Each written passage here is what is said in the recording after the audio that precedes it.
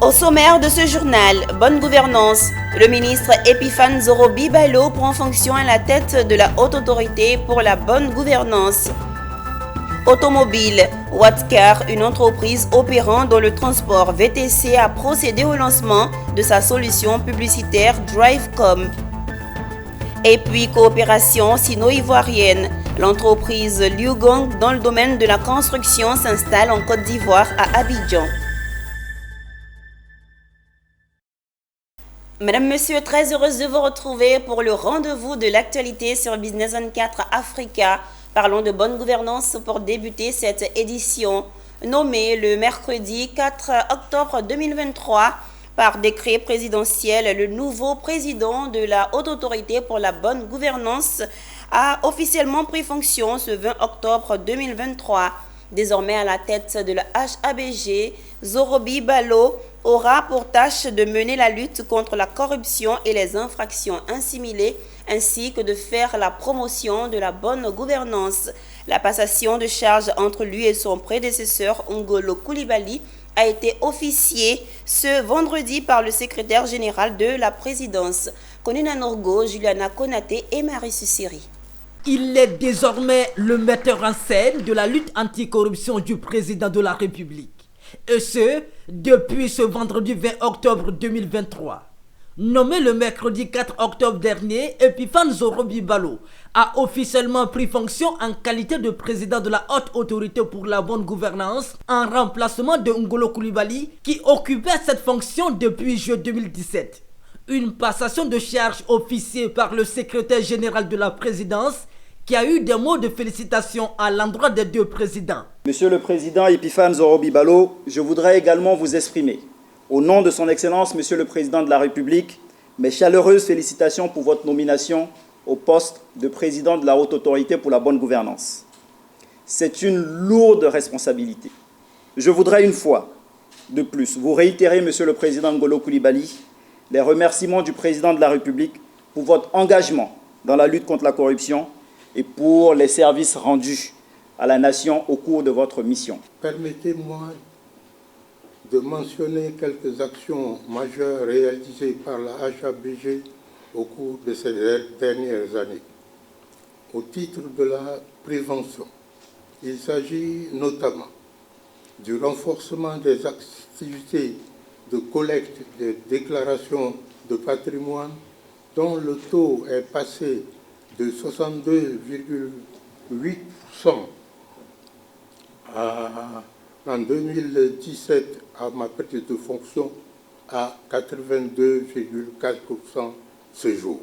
Ngolo Coulibaly, président sortant de la Haute Autorité pour la bonne gouvernance, sort par la grande porte avec ses performances intéressantes réalisées par la HABG et reconnues même à l'international par plusieurs organisations, dont le Millennium Challenge Corporation et la Fondation Mo Ibrahim. Une dynamique que le nouveau président de la HABG entend poursuivre.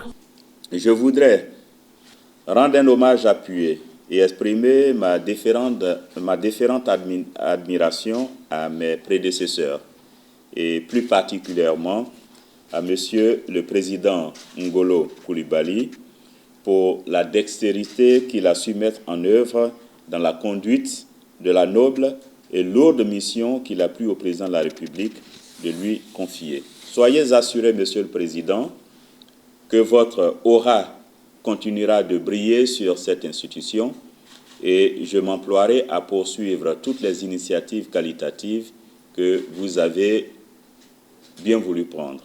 Après sa prise de fonction ce vendredi, Epiphane Zorobi Balo, ancien ministre de la promotion de la bonne gouvernance, devient ainsi le 4e président de la Haute Autorité pour la bonne gouvernance, institution créée en 2013 pour lutter contre la corruption. Une autre page sur la passation de charges. Nommée à la présidence du Conseil constitutionnel de Côte d'Ivoire, Chantal Nanaba Camara, magistrate émérite, a transmis les dossiers de la Cour de cassation à Youa Kofi, magistrat hors hiérarchie. Il a été nommé président de la Cour de cassation par le président de la République de Côte d'Ivoire. La cérémonie de passation s'est tenue en présence des membres de la Cour, du personnel et de la presse nationale. Le compte-rendu de Diego de Silva et Augustin Kra. C'est fait. Youa Kofi, magistrat hors hiérarchie, est désormais le président de la Cour de cassation de Côte d'Ivoire. Il a reçu des mains de Chantal Nanaba Camara tous les dossiers de cette haute juridiction de l'ordre judiciaire ivoirien. Il aura désormais la lourde responsabilité de vérifier la conformité aux règles de droit des arrêts des cours d'appel et de certains jugements de première instance. Il devient ainsi le dernier recours dans l'ordre judiciaire. Je voudrais saluer votre distinguée présence à cette cérémonie de passation de charges à la présidence de la Cour de cassation. Vous me permettrez, d'entrée de propos, d'adresser mes vives et chaleureuses félicitations à Monsieur le Président Youa Kofi Joachim, président de la Cour de cassation.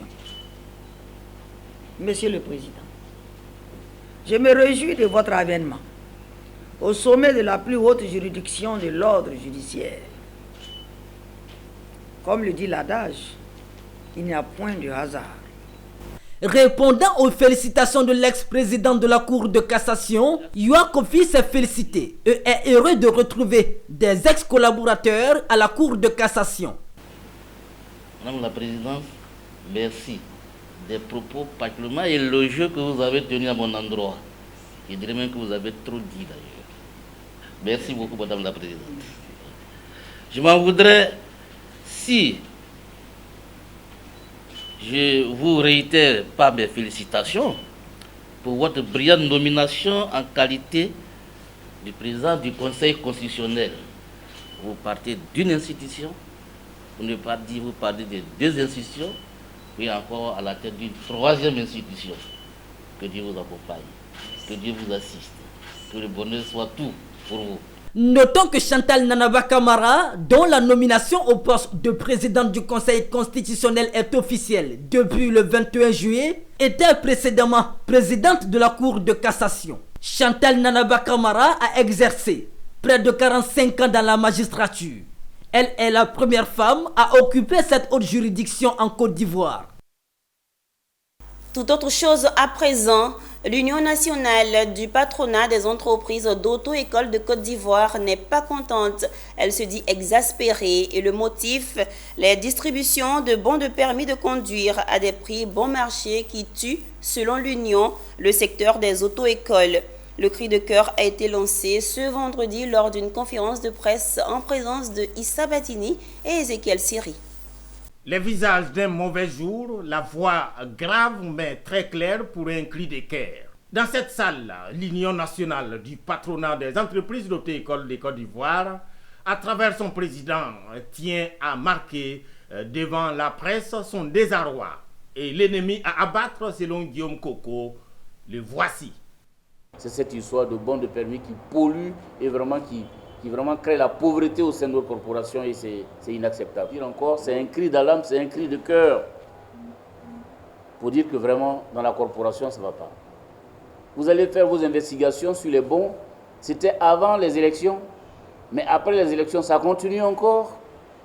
Dans tous les quartiers, Yopougon n'en parlons pas, à Bobo, alors là c'est le LAS. Vous allez à Port-Boué, c'est pas la peine. Vous allez à l'intérieur du pays, que ce soit à San Pedro et j'en passe.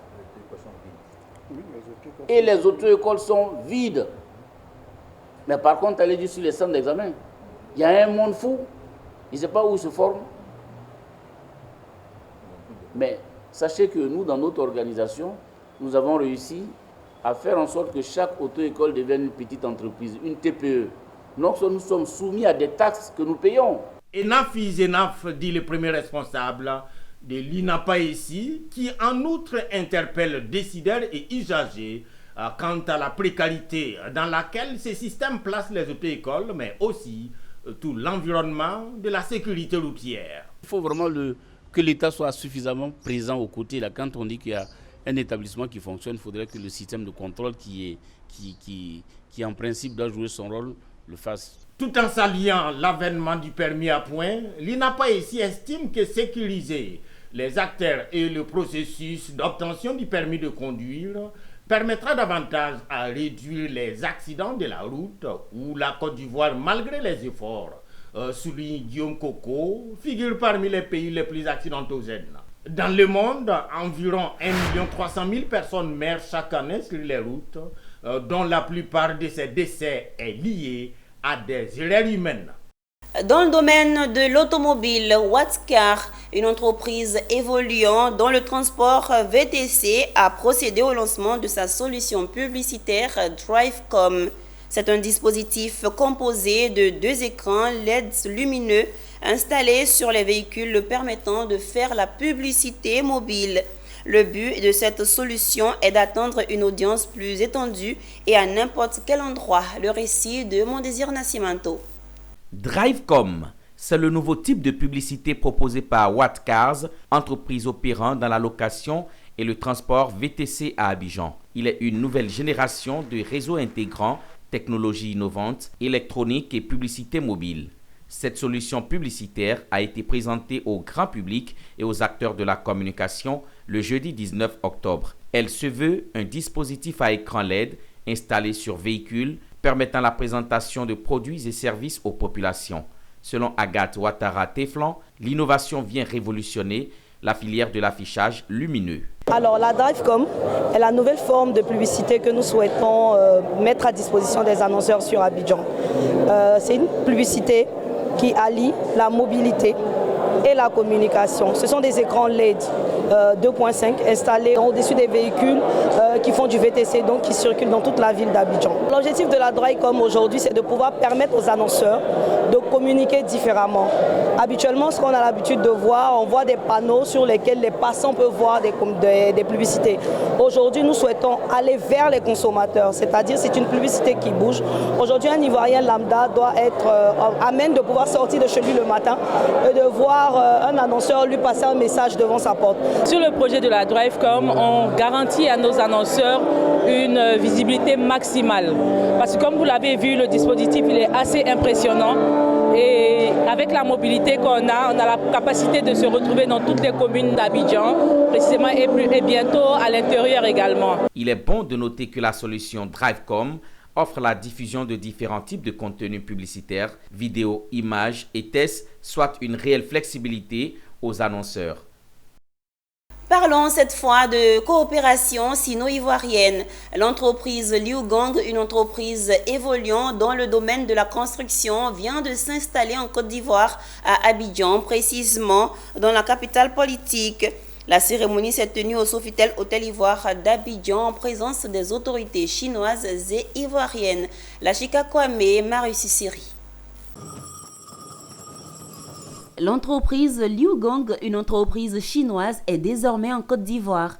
C'est lors de la célébration du 65e anniversaire de l'entreprise que cette annonce a été faite en présence des autorités chinoises et ivoiriennes. C'est le sens d'une bonne coopération entre les deux pays, la Côte d'Ivoire et la Chine.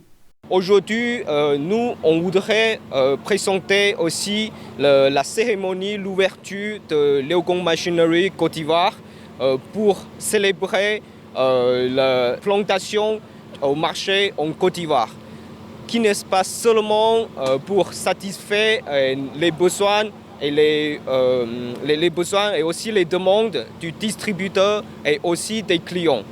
Et nous sommes ici ne seulement pas se présenter en Côte d'Ivoire, mais aussi dans les autres pays en Afrique d'Ouest.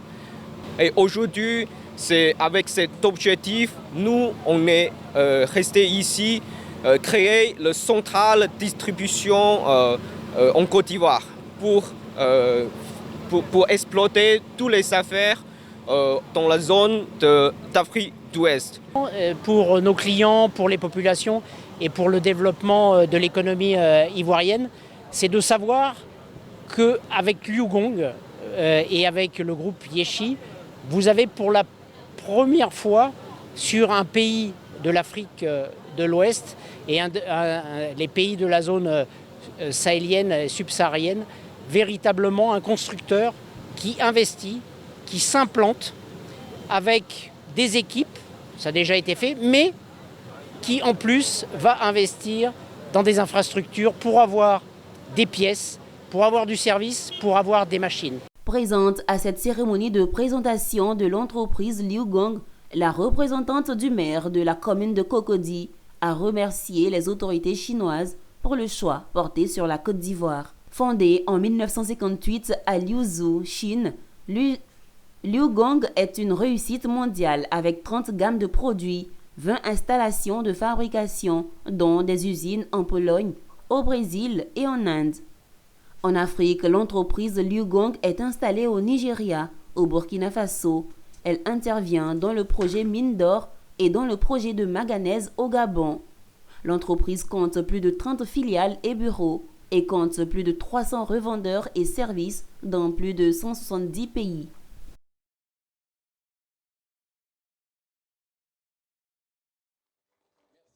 Rendons-nous à Tangrela pour parler d'éducation dans le but de mieux préparer mentalement les jeunes filles du département de Tangrela à prendre sérieusement leurs études.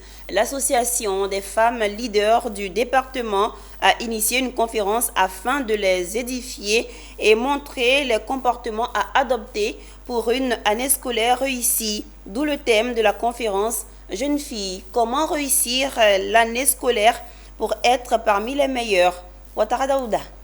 La salle polyvalente du lycée moderne de Tangrela a refusé d'élèves ce samedi 14 octobre 2023. Elles sont venues de tous les établissements secondaires du département pour prendre part à la conférence académique organisée par l'association des femmes leaders du département de Tangrela, FULED, présidée par Kone Wassa. Cette conférence avait pour thème « Jeunes filles, comment réussir ton année scolaire pour être parmi les majors ?» Notre association s'est donnée pour mission l'éducation de la jeune fille. Et nous sommes en début d'année scolaire, donc il est important pour nous de venir nous entretenir avec nos jeunes sœurs afin de leur montrer les secrets, les astuces et les secrets pour réussir leur année scolaire.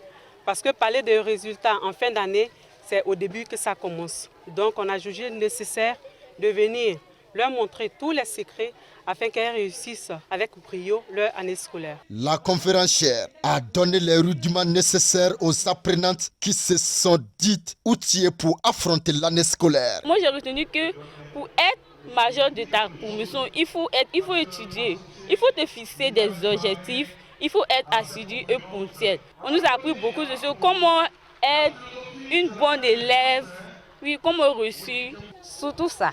Respecter ses encadreurs et surtout être ponctuel, assidu, toujours être attentif en classe. Pour les encadreurs, cette conférence vient à point nommé. Cette conférence vient à point nommé. Surtout qu'elle se présente déjà en début d'année. Elle a permis en tout cas d'ouvrir le chemin vers la réussite de ces filles-là. Comme je le disais, une fille bien éduquée, une fille bien instruite, c'est la nation qui gagne. C'est Tangrela qui gagne. Donc c'est pour cela que le parent n'a pas hésité. Et il n'hésitera pas, si une telle cérémonie est organisée, il n'hésitera pas à mettre ses petits moyens au service de la communauté. Notons que le lycée moderne de Tangrela manque d'enseignants en physique, chimie et en mathématiques. La présidente de FULED, Kone Wassa, a récompensé tous les meilleurs élèves du département de Tangrela. Élu le 2 septembre dernier, Flanizara Touré a été installé officiellement ce lundi 16 octobre 2023 dans le fauteuil du maire de Diokwe par Cissé Ibrahim, préfet de région, préfet du département de Diokwe. Au cours de cette cérémonie, le nouveau maire a appelé les uns et les autres à l'union pour le développement de la commune. C'est fait. Flanizara Touré, nouveau maire de Diokwe, est installé dans le fauteuil de premier magistrat de la commune de Diokwe le lundi 16 octobre 2023. Elle devient ainsi le 6e et la première femme maire de Diokwe. Elle sera accompagnée dans cette lourde tâche par 6 adjoints au maire. Au cours de cette cérémonie, Madame le député maire de Diokwe a appelé les fils et filles à l'unisson pour le développement de la commune. Les mots me manquent pour exprimer ma joie et ma satisfaction. Je suis reconnaissante. Je dis merci aux populations, grand merci aux populations d'avoir eu confiance en moi. Ils ont attendu pendant 1 mois et demi et c'était pénible. Heureusement, que le droit a été lu. Les populations venues nombreuses à cette cérémonie d'installation et de passation de charges ont salué le changement à la tête de la commune de Diokwe. Une première dans le département de Diokwe. Une femme vient d'être élue maire. Alors, nous ne faisons que suivre la décision du peuple. Flanizara Touré, elle est maire de Diokwe. Je suis contente. Pourquoi je suis contente? Elle peut travailler pour Diokwe. Ce que femme veut, Dieu le veut. La femme connaît le problème de la femme. Et vraiment, nous sommes tous heureux parce que c'est une nouvelle équipe qui va s'installer. Nous attendons beaucoup de cette nouvelle équipe parce que vraiment, la ville de Diokwe, il y a beaucoup à faire. Nous devons espérer que cette nouvelle équipe sera dynamique et à la hauteur de l'attente de la population. Pour le mandat 2023-2028, Madame le nouveau maire de Diokwe compte sur toutes les forces vives de la commune pour impacter positivement les populations qui lui ont fait confiance. Pour rappel, Flanizara Touré, bien avant son élection, a réalisé des ponts reliant certains quartiers de la commune, sans oublier des actions sociales en faveur des personnes démunies. Premier ministre et ministre des Sports, Begré Mambé remplace à la fois Patrick Hachi et Claude Odan-Paulin à moins de 3 mois de la Coupe d'Afrique des Nations Côte d'Ivoire 2023 où le pays d'Alassane Ouattara joue sa crédibilité. Begré Mambé a-t-il hérité d'un cadeau empoisonné? C'est l'interrogation dans cette chronique que nous propose Issa Badini. C'est samedi et c'est l'heure de la chronique Business 24.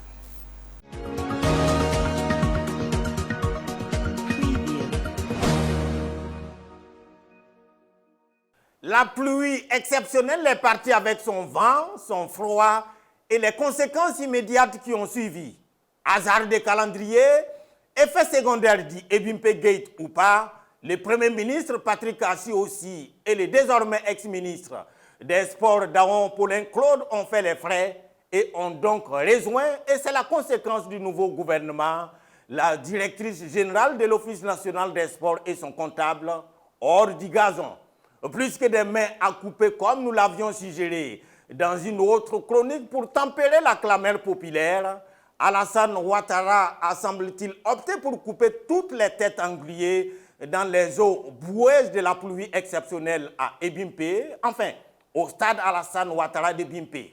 Ni les excuses formulées, ni les visites terrain et l'assurance que la canne arracheuse de poste se tiendrait en bonne date et lieu indiqué, n'y ont rien fait. Sacré Ouattara, les traitants et sous-traitants des chantiers de la pelouse de Bimpe sont désormais avertis. Et ceci étant, et comme le malheur des uns faisant le bonheur des autres, dit-on, la Côte d'Ivoire a un nouveau Premier ministre. Un très nouveau premier, voire un super Premier ministre, car il prend en bonus le fauteuil laissé par le maire d'Atekoubé. Un siège éjectable cependant pour Begré Mambé et peut-être même plus tôt que prévu si jamais le président Ado venait à avoir un intérêt particulier pour les trophées de la CAN comme il en a aujourd'hui pour les infrastructures devant abriter les tournois.